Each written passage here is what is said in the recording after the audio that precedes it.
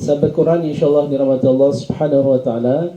Kenapa seringkali kita sampaikan pentingnya bersyukur pada Allah Subhanahu wa taala atas kesempatan dan Allah pilih kita menjadi ahlul Quran karena kita dipilih di sini untuk senantiasa memuliakan Al-Quran Karim. Jadi kita tidak berharap agar kita menjadi mulia dengan Al-Quran, tapi tugas kita adalah bagaimana cara kita bisa memuliakan Al-Quran Karim. Dan kita dipilih oleh Allah Subhanahu wa taala, ditakdirkan di tempat yang baik ini agar kita semuanya bisa memuliakan Al-Qur'anul Karim. Tugas kita sebagai seorang hamba Allah Subhanahu wa taala adalah yakni memuliakan Al-Qur'anul Karim. Dengan harapan kelak kita semuanya bacaan yang kita pelajari bersambung kepada Nabi kita Muhammad sallallahu alaihi wasallam, yakni dengan panduan kita Fathul Lisan yang di dalamnya kita mengetahui secara rinci bagaimana cara kita membaca Al-Quran agar sesuai dengan sasaran yang ada, sehingga tidak hanya benar di dalam membacanya melainkan tepat pada sasarannya. Karena membaca yang benar saja belum tentu tepat, tapi insya Allah ketika kita membacanya dengan tepat sudah pasti benar, ya. Benar belum tentu tepat, tapi tepat insya Allah benar. Dan beda seseorang yang membaca Al-Quran hanya sekedar membaca saja dengan orang yang membaca Al-Quran tapi mengilmuinya, tentu berbeda. Pahala yang didapatkan pun berbeda. Orang yang hanya sekedar baca dengan orang yang membaca tapi mengilmui apa yang dibacanya, tentu pahalanya berbeda. Misalnya kita membaca Bismillah, tapi kita tidak tahu dapat pahala enggak? Bismillahirrahmanirrahim. Kita tidak tahu seluk-beluknya huruf itu berasal dari mana. Kira-kira dapat pahala nggak? Tetap dapat. Tapi kalau kita mengilmui huruf demi hurufnya, tempatnya di mana, sifat-sifat yang dimiliki huruf itu apa saja, sandaran dalilnya dari mana, karakternya atau identitas huruf itu seperti apa, maka pahalanya jauh berlipat ganda. Apalagi kita mempelajari Al-Quran ini dengan metode yang sudah disahkan ya oleh Syekh kita Hanafa Maulana Al-Hafidh Hafizahullah Ta'ala, yang beliau adalah murid daripada Dr. Aiman Rushdi Suwaid, Dr. Ahmad Isa Al-Ma'syarawi, yang beliau memiliki sanad tertinggi di bidang qiraat. Apalagi Syekh Hanafa Maulana ini adalah pemegang sanad tertinggi di Indonesia. Maka kita bersyukur bisa berjumpa dengan metode kesulitan tersebut, yang kita mempunyai harapan dan sandaran ketika kita membaca Al-Quran, bacaan kita bersambung dengan Nabi kita Muhammad sallallahu alaihi wasallam.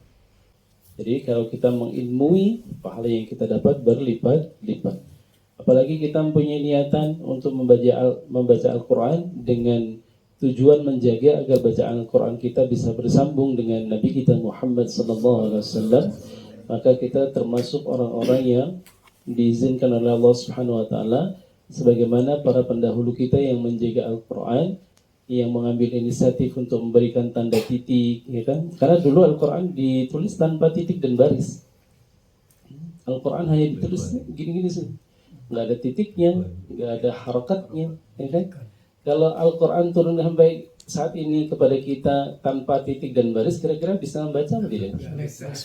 Susah sekali. Maka para pendahulu kita yang sudah berjuang sampai sedemikian rupa sehingga mereka berupaya agar kita itu bisa kenal Al-Quran. Dulu Al-Quran turun tanpa titik dan baris nggak jadi masalah buat para sahabat, karena saking fasihnya dan fahamnya mereka terhadap bahasa Arab.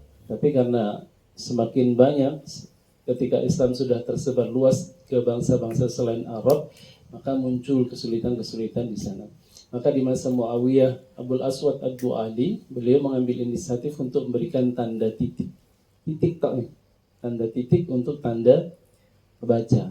Tanda titik untuk tanda baca. Turun masih mengalami kesulitan. Kemudian ada periode lagi bertemu dengan Muawiyah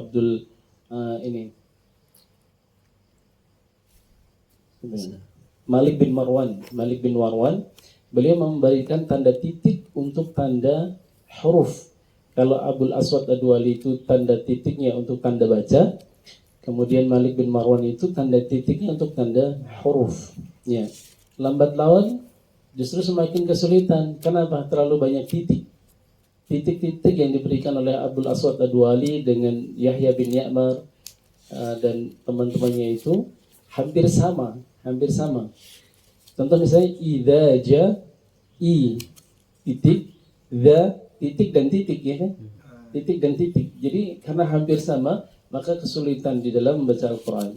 Maka di masa khalifah atau di masa ulama kita Imam Khalil bin Ahmad Al-Faraghidi, beliau mengambil inisiatif untuk tetap membiarkan tanda titik, tanda huruf, dan merubah tanda titik untuk tanda bacanya.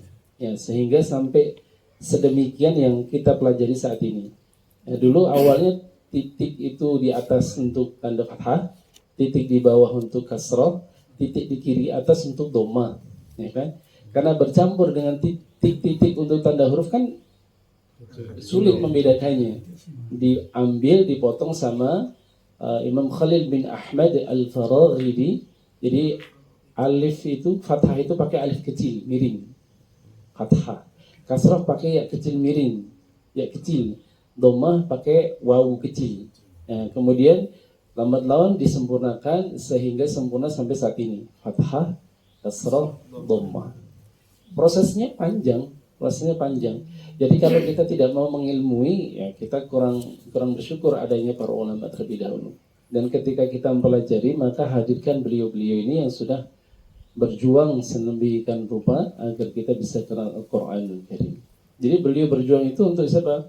Untuk kita, generasi yang di akhir ini, supaya bisa kenal dengan Al-Quran, supaya dengan Al-Quran itu kita mendapatkan petunjuk. Ya, dimulai tentunya dari cara membacanya dulu. Jika cara membaca kita sudah bersambung, ada sandaran-sandatnya sampai kepada Rasul Sallallahu Alaihi Wasallam, maka naik levelnya lagi kemana? Ke memahami ayat-ayat Al-Quran. Kalau sampai kita dipanggil Allah belum paham bagaimana? Kira-kira masih dalam belajar. Iya, masih dalam tahap belajar. Insyaallah dimaafkan oleh Allah Subhanahu wa taala. Yang penting apa yang kita pahami dari guru-guru kami, kita praktekkan ke dalam kehidupan sehari-hari.